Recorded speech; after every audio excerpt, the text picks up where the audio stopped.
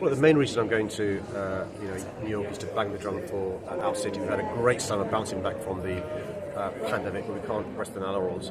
The record success this summer was on the back of our investment last year in Let's Do London, on the previous visits to North America. We need to encourage foreign direct investment in London. The good news is Americans love London, so we're meeting CEOs, leading businesses from America, investors, as well as responding to an invitation from the UN Secretary General to address a summit taking place in the UN. Next week is the UN General Assembly, so in addition to great businesses in America, in addition to encouraging tourists to come to the UK, students to come to the UK, we'll be talking about what we can do working together to address the climate challenge. Fantastic. So, you'll be talking about what London has done in terms of tackling climate change, seeing if other cities can follow in London's footsteps, perhaps? It's no secret in relation to my view that cities have been leading the way in relation to tackling both the climate emergency and also air pollution. To be fair, we're responsible for a lot of the problems. Something like 3/4 of climate emissions have come from cities. We've got to play our role.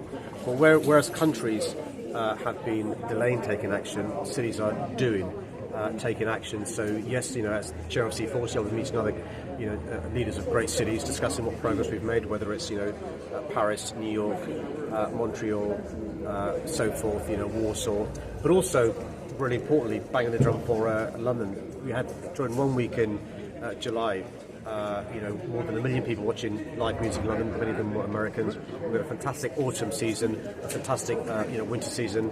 London Design Festival and Fashion Week begins very shortly. The London Film Festival begins very shortly. Great exhibitions at the National Portrait Gallery, the Young V&A. So we're making sure Americans know about the great stuff taking place in London. Is there anything inconsistent about flying 7,000 miles in total to attend this summit? Listen, most of my conversations with colleagues overseas is done virtually. Zoom or Teams or on the phone. Only in exceptional circumstances do we do stuff in person, where it can't be done by hybrid, whether it's the UN or meeting CEOs, business leaders, talking about tourism and so forth. It's really important where you can, not to travel those long distances, but where you can't, you've got to recognise you've got to do so, whether it's the Prime Minister going to G20 or me banging the drum for London and New York. How many times have you flown this year?